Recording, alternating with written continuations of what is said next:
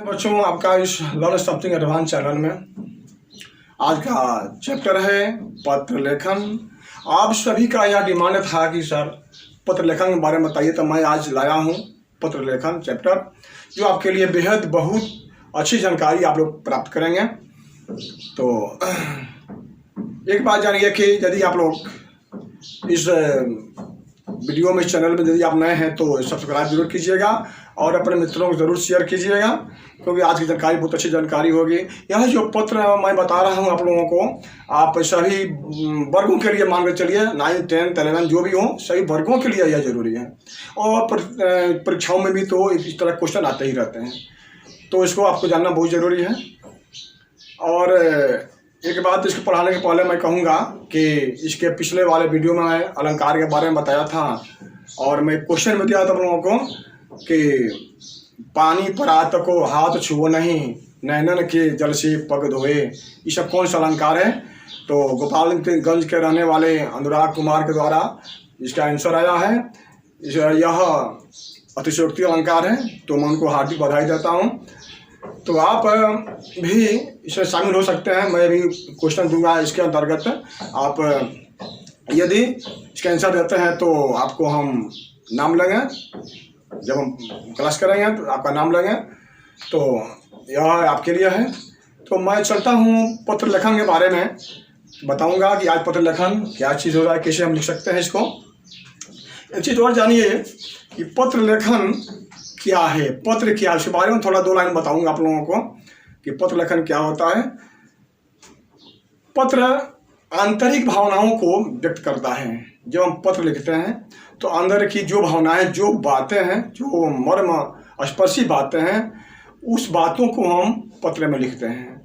तो पत्र अंदर की बातों को, अंतरात्मा की बातों को व्यक्त करने वाला एक बहुत ही सुगम माध्यम है, जिसके द्वारा हम अपने अंदर की सही बातों को अच्छी तरह से व्यक्त कर सकते हैं। आज कुछ वर्षों पहले इसका उपयोग ज़्यादा होता था, लेकिन आज के समय में जो समय चल रहा है उसमें तो मान के चलिए एक मोबाइल वगैरह सब कुछ, इंटरनेट की सेवाएं बहुत सी हैं, तो उस समय इसका उपयोग बहुत कम हो गया है। फिर भी कार्यालय संबंधी कामों में या व्यवसायिक कामों में इसका व्यवहार हो रहा है, पत्रों में व्यवहार हो रहा है। तो आज हम लोग शिक्षा संबंधी पत्र में जो भी क्वेश्चन आते हैं उसके बारे में हम इस चैप्टर को पढ़ाएंगे, आप सभी छात्रों के लिए, सभी बच्चों के लिए। तो अब चलते हैं कि पत्र के बारे में, कि पत्र के प्रकार कितने होते हैं, पत्र के प्रकार कितने होते हैं उसके बारे में जानिए। कि पत्र मुख्य रूप से 2 प्रकार के होते हैं, जानिए, औपचारिक, अनौपचारिक और औपचारिक। अनौपचारिक यहाँ है और यहाँ औपचारिक है, 2 प्रकार के पत्र होते हैं। अनौपचारिक में संबंध वाले पत्र होंगे, निमंत्रण वाले पत्र होंगे, बधाई वाले और शोक पत्र भी होते हैं। अनौपचारिक में ये पत्र होते हैं इन प्रकार के। और संबंध में मान के चलिए, संबंध में माता पिता, पुत्र पिता, पुत्री माता, पुत्र माता, चाचा चाची, मामा मामी, दादा दादी, जो भी हमारा व्यक्तिगत संबंध है, सामाजिक हो या पारिवारिक, जो भी हो, यह जितने संबंध हैं उन सब, ये संबंधित पत्र जो होते हैं अनौपचारिक में आते हैं। अब निमंत्रण पत्र, आपके यहाँ कोई शादी है, कोई आपका गृह प्रवेश करा रहे हैं, आपके यहाँ माने जन्मदिन मना रहे हैं, किसी को निमंत्रित करना चाहते हैं, वो निमंत्रण पत्र में आता है। बधाई पत्र के बारे में जानिए, आपका मित्र, आपका कोई रिश्तेदार, आपका कोई प्यारा व्यक्ति कोई चीज़ में सफल हो गया है, उसको कोई खुशी प्राप्त हुई है, आप उसको बधाई देना चाहते हैं, यह इसमें आता है। और शोक पत्र तो आप समझ रहे हैं, किसकी मृत्यु होती है तो हम शोक पत्र भेजते हैं उनके पास। तो इतने सारे जो हैं यह सब पत्र अनौपचारिक में आते हैं। अब देखिए, औपचारिक में सरकारी पत्र आते हैं और व्यवसायिक पत्र आते हैं। औपचारिक में सरकारी और व्यवसायिक। सरकारी आप समझ रहे हैं, सरकारी पत्र आते हैं और व्यवसायिक पत्र आते हैं। अब यहाँ पर देखिए कि सरकारी पत्र में आपको, सरकारी पत्र में क्या क्या होते हैं। सरकारी पत्र के अंतर्गत आवेदन पत्र आएंगे, प्रार्थना पत्र आएंगे, शिकायत पत्र आएंगे, कार्यालय, बैंकिंग, संपादकीय। आवेदन पत्र में यदि मान लीजिएगा हमको स्कूल में फीस माफ़ कराना है या छुट्टी लेना है, वहाँ पर हम आवेदन पत्र का प्रयोग करते हैं।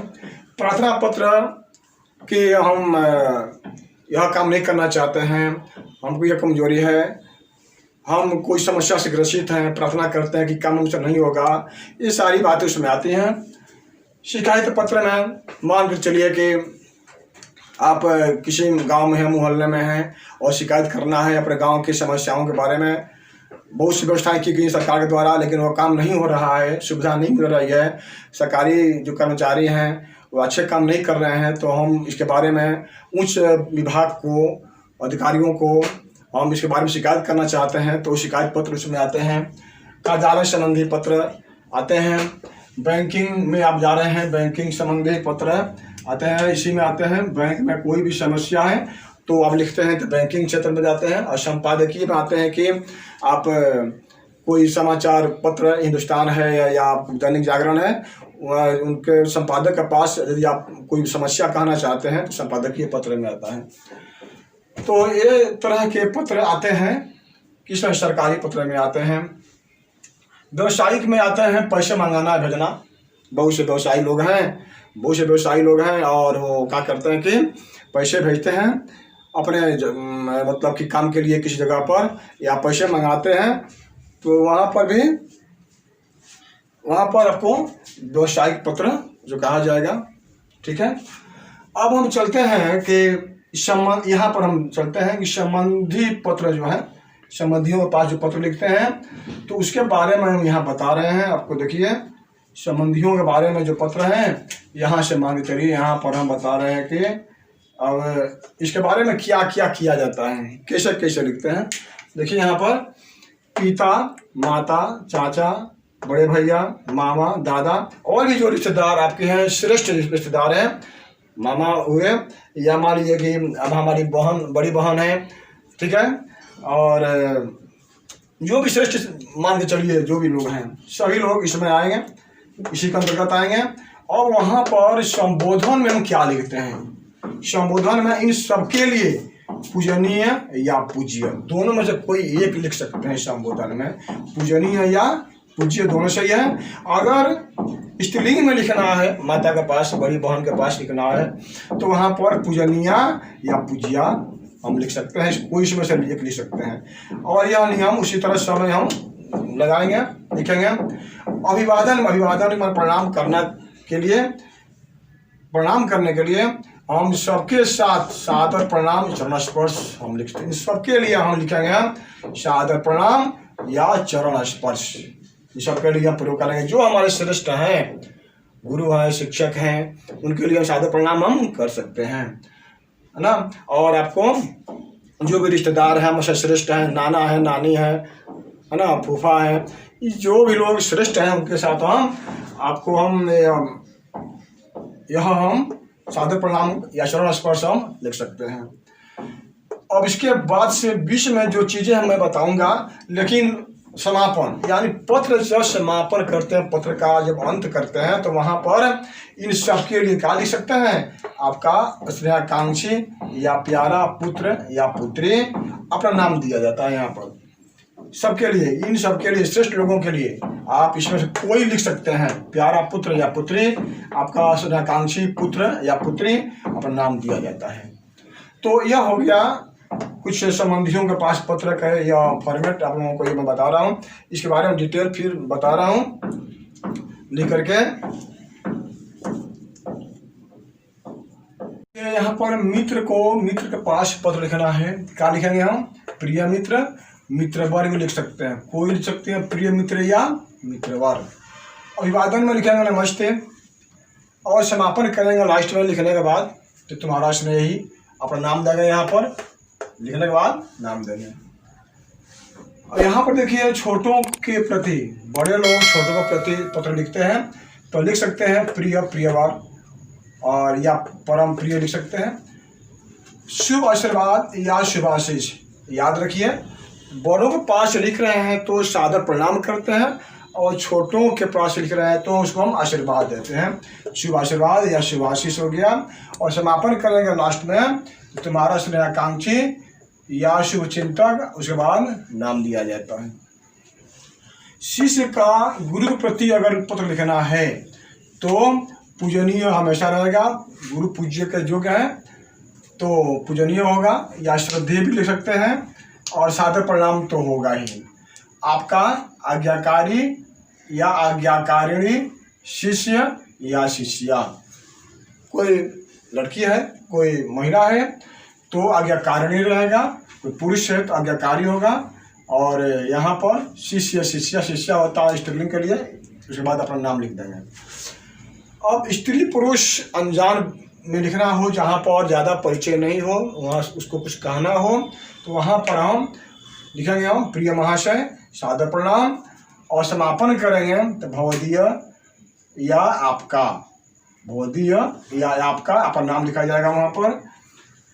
अब यहाँ पर है आदरणीय संबंधी, आदरणीय कोई पुरुष हो व्यक्तिगत जहाँ पर संबंध हो और वहाँ पर इससे मान लीजिए ज़्यादा लगाव नहीं हो, वहाँ हमको लिखना हो तो लिख सकते हैं श्रद्धेय परम आदरणीय माननीय महोदय, तो प्रणाम लिखेंगे सादर प्रणाम। और यहाँ पर रहेगा आपको आपका विश्वासी या कृपा पात्र, आपका विश्वासी या कृपा पात्र इसमें रहेगा, है ना। समापन करेंगे तो अब यह हो गया कि पत्र लिखने का जो फार्मूला है यह हो गया। और इसको हम प्रयोग कैसे करेंगे, इसको कहाँ कहाँ लिखेंगे, उसके बारे में बता रहा हूँ आपको कि इसके प्रयोग कैसे कैसे करेंगे। पिता के पास पत्र हम कैसे लिखते हैं उसको समझिए। आप तो बैठे हुए हैं परीक्षा भवन में, वहाँ पर लिखना है तो पत्र पहले स्थान का नाम दिया जाता है, तो स्थान का नाम हम देंगे। अब जहाँ बैठे हैं वहाँ लिखना होगा। बहुत लड़के घर का नाम देते हैं, ऐसा नहीं करना है, आपको लिखना है परीक्षा भवन में तो वहाँ का स्थान का नाम देना है। तो आप यहाँ पर लिखेंगे परीक्षा भवन, मान कर चलिए कि बिहार विकास विद्यालय में आपका एग्जाम हो रहा है, जो भी वहाँ विद्यालय है उसको लिखेंगे, गोपालगंज बिहार स्थान हो गया। किस तारीख को आप परीक्षा दे रहे हैं वो तारीख लिखेंगे। अब यहाँ तक खत्म हो गया, भेजने वाला का पता जो है यहाँ तक हो गया। अब यहाँ पर चलते हैं हम जिसके पास भेजना है उसके बारे में हम क्या लिखेंगे, क्या शुरू करेंगे। तो पूजनीय पिताजी, जैसा कि मैंने आपको बताया है कि संबोधन में क्या होता है, अभिवादन में क्या होता है, तो पूजनीय हो गया, पिताजी हो गया, और अभिवादन में सादर प्रणाम अब बता दिया गया है। अब यहाँ से हम शुरू करेंगे, यहाँ शुरू करेंगे कुशल पूर्वक रहकर आपकी कुशलता के लिए परम पिता परमेश्वर से मनाया करता हूँ। यह जो मैंने लिखा है 2 लाइन, यह दोनों लाइन सभी पत्रों के लिए लिखा जाएगा। जो भी हमारे श्रेष्ठ व्यक्ति हैं जहाँ पत्र लिख रहे हैं, सब में संबंधियों के पास व्यक्तिगत पत्र, पारिवारिक पत्र, सामाजिक पत्र जो भी हैं, तो वहाँ पर हम इस तरह का पत्र लिखेंगे तो सभी पत्रों में हम इसको जरूर लिखेंगे। और इतना लिखने के बाद इसमें मैंने डिटो दिया है यहाँ पर, इसमें आपका जो विषय है, जो विषय वस्तु पर आपको लिखना चाहते हैं, पैसा मंगाना है या अपना कोई जीवन का उद्देश्य के बारे में बताना है, उसको आप अपने विचार से इसके बाद से शुरू करेंगे। यहाँ पर आप अपना विचार जो आप लिखना चाहते हैं उसको लिखेंगे। लिखते लिखते आप जाएंगे, कम से कम लगभग मान के चलिए कि 1 पेज के आसपास आपका पत्र होना चाहिए। 1 पेज के आसपास अगर पत्र रहेगा तो आपको नंबर अच्छा मिलेगा, आधे पेज का उतना अच्छा नहीं होता है।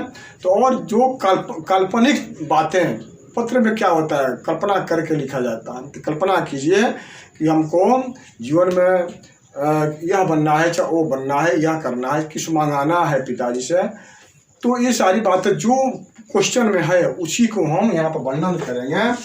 और जब समापन करेंगे पत्र का तो यहाँ पर लास्ट में लिखेंगे कोई एक आपका प्यारा पुत्र लिखिए या आपका स्नेहाकांक्षी पुत्र, अगर लड़की है तो यहाँ पर क्या होगा पुत्री या पुत्री कर दीजिएगा। और नाम यहाँ पर लिखिएगा आपका क्या नाम है। तो यह जो मैंने बताया है फॉर्मेट, यह आपको औपचारिक पत्रों के लिए सब में यह फॉर्मेट काम करेगा, याद रखिए। यह ट्रिक है, यह तरीका है लिखने का, यह सिस्टम याद रखेंगे, इस सब में रहेगा। और यह जो आवश्यकता के अनुसार आपको इसको भरना होगा। अब आपके दिमाग पर निर्भर करता है कि आप जहाँ बैठे हुए हैं वह कैसे वहाँ पर इसको यूज करेंगे, लिखेंगे। और समापन के लिए जो मैंने बताया है समापन का प्रयोग करेंगे। और संबोधन, अभिवादन, जो जहाँ पर आवश्यकता पड़ गया शब्द की उसको लिखेंगे हम। इस तरह हम अनौपचारिक पत्रों को लिख सकते हैं। इसको बार बार अभ्यास करेंगे तो आप और अच्छा जान जाएंगे, ठीक है। तो इसके बाद मैं आप लोगों को लिखाऊंगा। देखिए, मित्र के पास हम पत्र कैसे लिखते हैं, पहले के अनुसार जो बताए थे आप लोगों को, उसके अनुसार लिखेंगे हम। जहाँ परीक्षा आप देते हैं, परीक्षा भवन, गोपालगंज, बिहार। अगर जहाँ आप बैठते हैं, जहाँ एग्जाम दे रहे हैं, वहाँ का लिखिएगा। दिनांक दिया जाएगा। प्रिय मित्रवर रमेश, जो आपके मित्र का नाम हो आप दे सकते हैं। प्रिय मित्रवर रमेश लिख सकते हैं।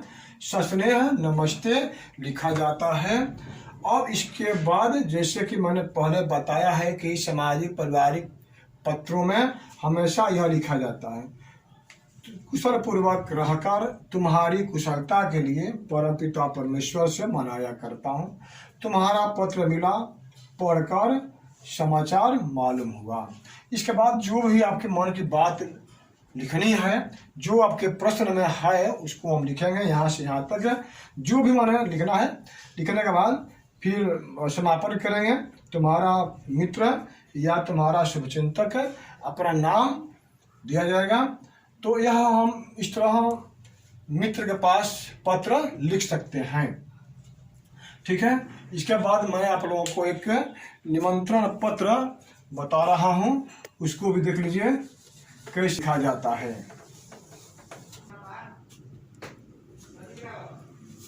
अब देखिए निमंत्रण पत्र कैसे लिखा जाता है। जैसे पहले के अनुसार परीक्षा भवन, गोपालगंज, बिहार, दिनांक लिख दिए। अगर आप परीक्षा भवन में नहीं हैं, क्वेश्चन आया तो अच्छी से लिख रहे हैं। अगर आपको अपने घर पर ही ऐसे जनरल कंडीशन में आपको बुलाना है शिक्षक लोगों को, चाहे किसी मित्र को या किसी व्यक्ति को, तो आप लिख सकते हैं। परीक्षा भवन नहीं लिखा जाएगा, अपना पता है उसको लिख सकते हैं। तो यहाँ देखिए कि परीक्षा भवन में अगर बैठे हुए हैं तो आपको ऐसे लिखना पड़ेगा।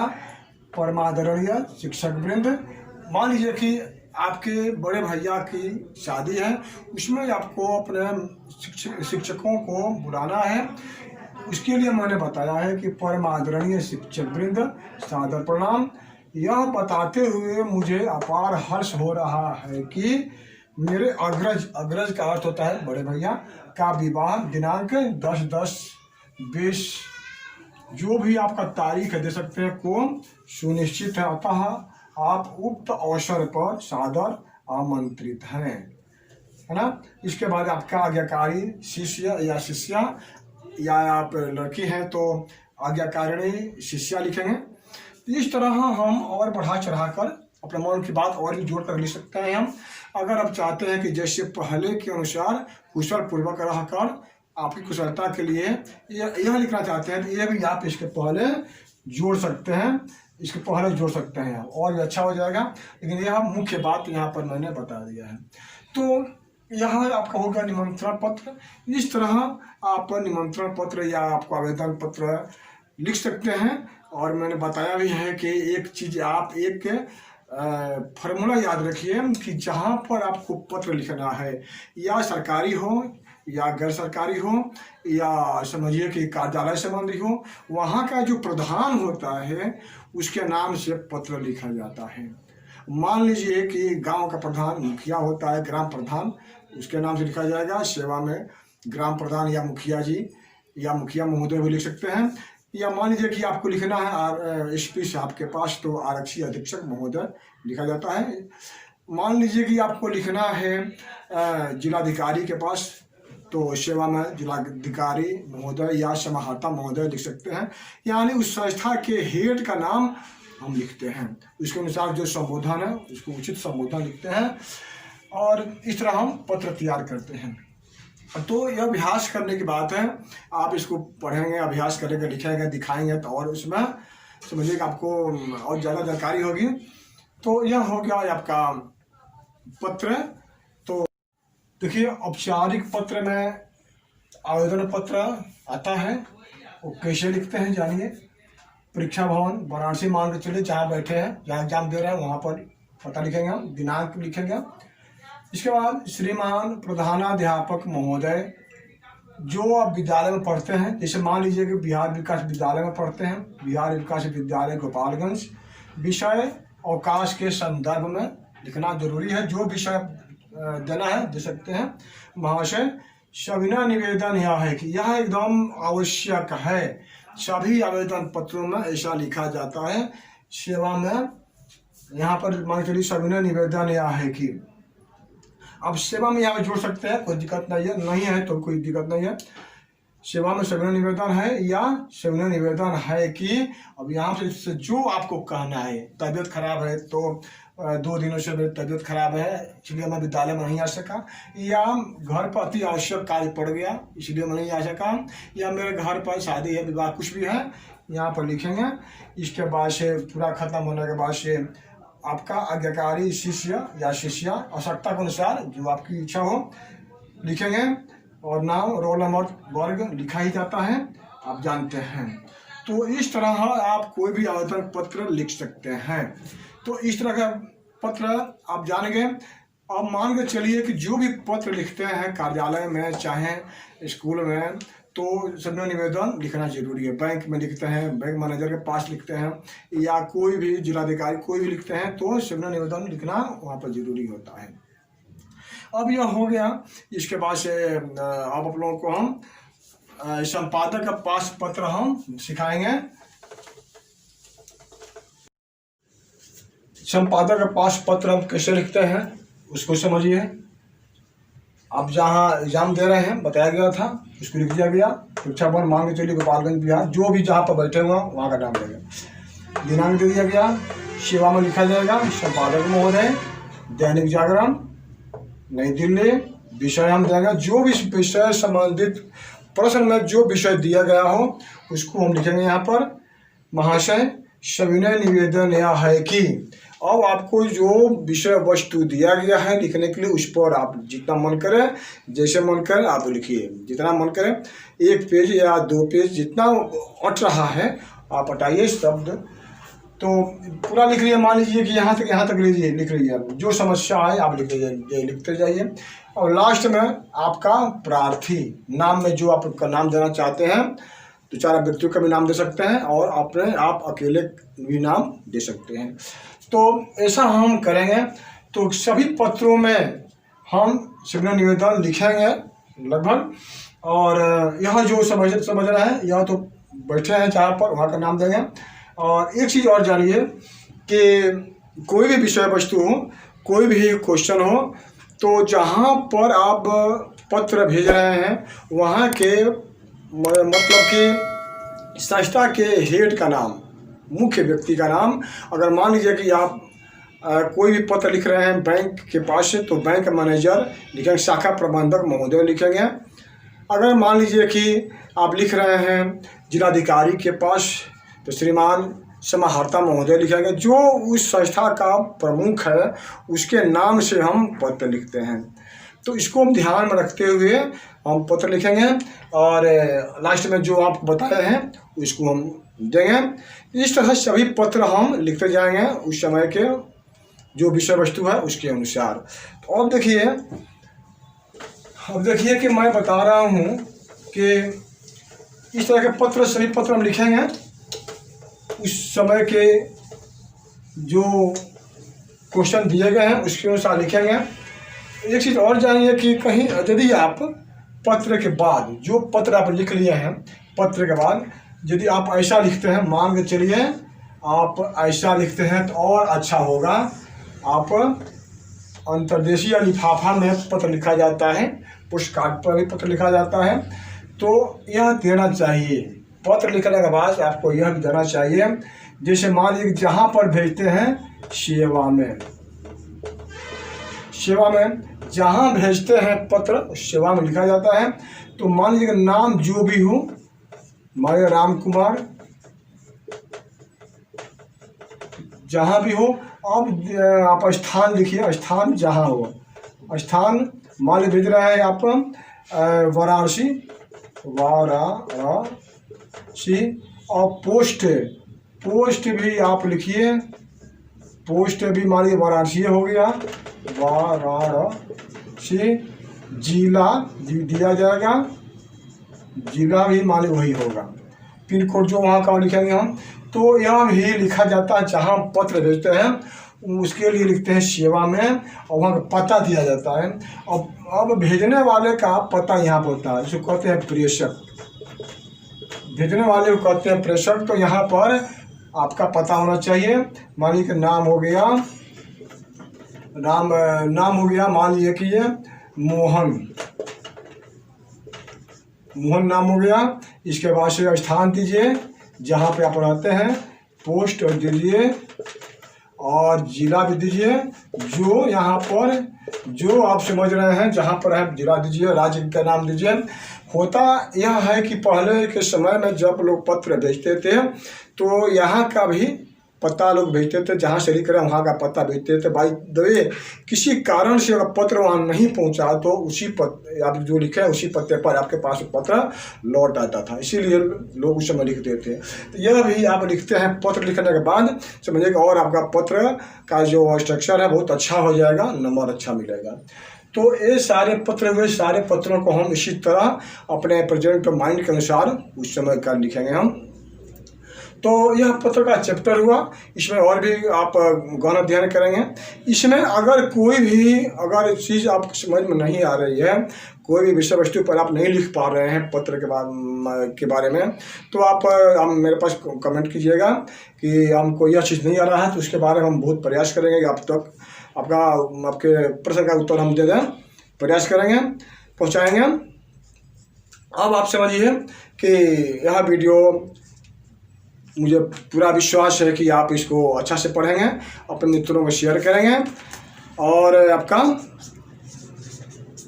आपके ज्ञान में यह पत्र बहुत वृद्धि करेगा। यह चैप्टर मुझे पूरा विश्वास है और आशा है।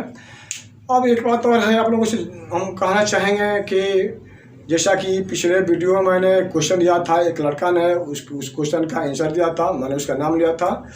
तो आज के इस वीडियो में मैं एक क्वेश्चन दे रहा हूं, जो भी मेधावी विद्यार्थी इसका उत्तर देंगे तो मैं इस चैनल के माध्यम से उसका नाम लूँगा और उसको मैं बधाई दूंगा। तो क्वेश्चन आप सुन लीजिए। क्वेश्चन है कि मन की बातों को मोबाइल से कहने की अपेक्षा पत्र से कहना अच्छा है, कैसे? मन की बातों को मोबाइल से कहने की अपेक्षा पत्र के माध्यम से कहना अच्छा है, कैसे? यह क्वेश्चन हुआ। आप इसका आंसर व्हाट्सएप करके मेरे पास भेज सकते हैं या कमेंट में संक्षेप में कुछ पंक्तियों में आप दे सकते हैं। अगर आप देखें तो आपका नाम हम इस चैनल से लेंगे, ठीक है। और यह आपका पत्र का चैप्टर समाप्त हुआ यहीं पर। फिर अगले चैप्टर में हम मिलेंगे, तब तक के लिए धन्यवाद।